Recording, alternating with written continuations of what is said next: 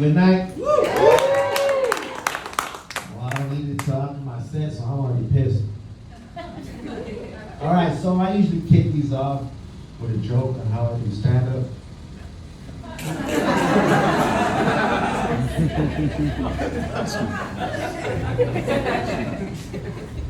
But I couldn't think of one today, so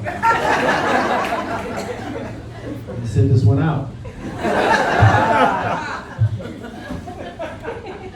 Jealous of all the other comedians, they just get to say I do stand-up. I'm the only one that has to finish with comedy.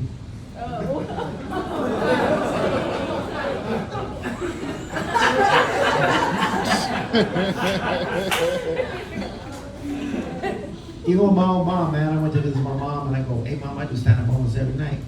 She gets all excited, like, really? What do you mean you stand-up? Do people help you? How do you get there? No, mom, comedy. You know, I hate when they do the national anthem.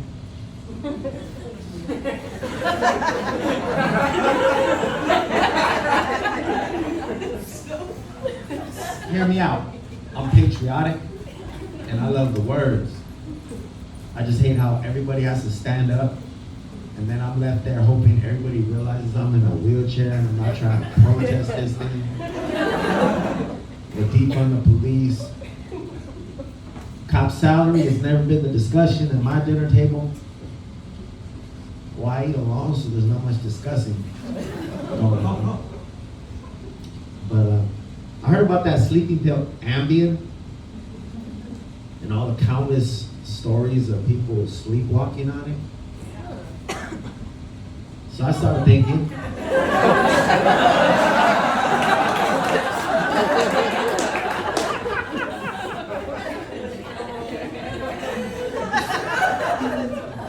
set up some cameras and I'm gonna pop that pill.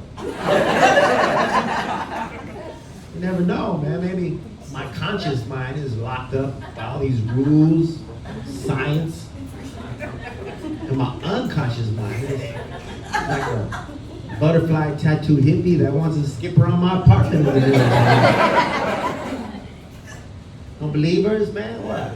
I mean, I'm no man of great faith, but like the famous philosopher, Curtis 50 Cent Jackson said, all I need is a little bit.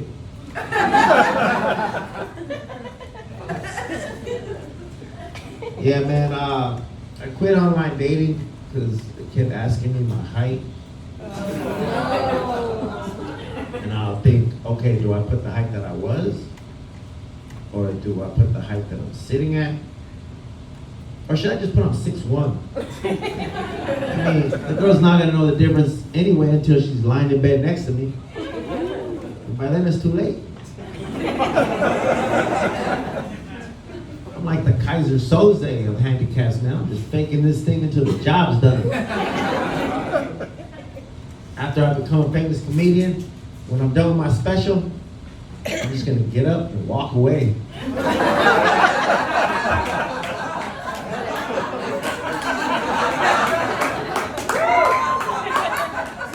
It's gonna be the greatest joke in history. If you're wondering, I'm in a wheelchair from a motorcycle accident. Most people assume that I got shot. All right, I got shot on my motorcycle, which led to the accident. But it was the accident that, no man, I didn't get shot. My own doctor even assumed I got shot. I had a doctor, right? And they ask you what happened. And I said, motorcycle accident. Doctor looks down, says here you got shot. So that's impossible. I told every doctor I was in a motorcycle accident. Then the doctor shows me my medical files and it said got shot. So that means at some point in time when I seen a doctor and he asked me what happened and I said motorcycle accident, the doctor looked at me, I don't believe him. Got shot. That's a true story. Yeah, man. But this year I'm coming up on 20 years of being in a wheelchair. I was a stunt rider for motorcycles, and October 30th, 2003, I hit a pole while doing a stand-up wheelie. And I remember before my accident, talking to some buddies after a ride, and the topic came up. Would you rather lose your legs or die? And I was the first one to go, man, I'd rather die. Yeah, State has a funny sense of humor.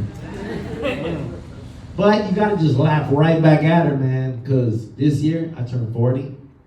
Happy birthday! It's not an accomplishment, not to die, people, but I just woke up. But I did a marathon without running, 26 miles. Oh. I jumped out of a plane without jumping.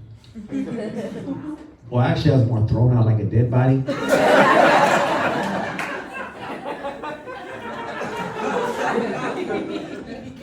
But I was attached to a live body, so it all worked out. I published a book without writing one, and I started stand-up without the ability to stand up. Let's go. So I guess I'm Mr. Ironic. I did my 23andMe, found out I was 47% Native American and 47% from Portugal. And the last 6% were spread out with a bunch of 1%, like 1% Jewish, 1% black, 1% from Asia, 1%, 1%. I'm like, man, how do you get all these 1%?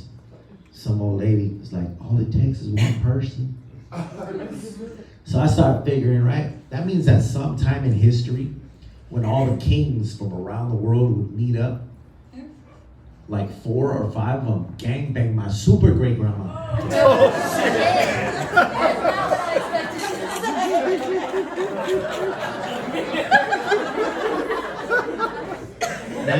Now you might be like, well, wait a minute, why do they have to be kings?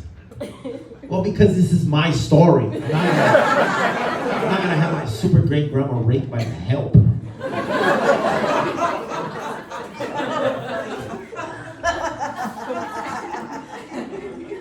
Yeah, man, but 23andMe, man, they did me kind of dirty because, like, for no reason at all, they just tacked on a drug report. Like, you also tested positive for cocaine and opiates. That was a dick move. I didn't ask for that information. Speaking of drugs, in the hood, they got color-coded nicknames for drugs, right? Like when you want that cocaine, it's let me get that white. Need that meth, it's that clear. Weed is that greenery, but when you want that heroin, just let me get that black. You know that's where the term, once you go black, you don't go back, comes from, right? Black people stole it from heroin addicts.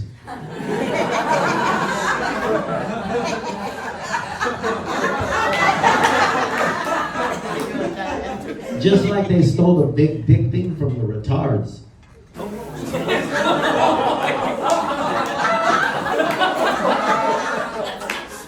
Man, I can say retarded, I can say retarded. I've been called a gimp before, I didn't get butt hurt.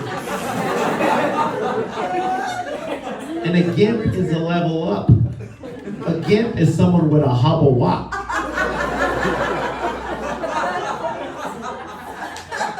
I would kill to have a hobble walk. Not like I'd kill one of you for a hobble walk. Nah, man, I would never kill nobody. I mean, not a whole person. I'd kill a midget.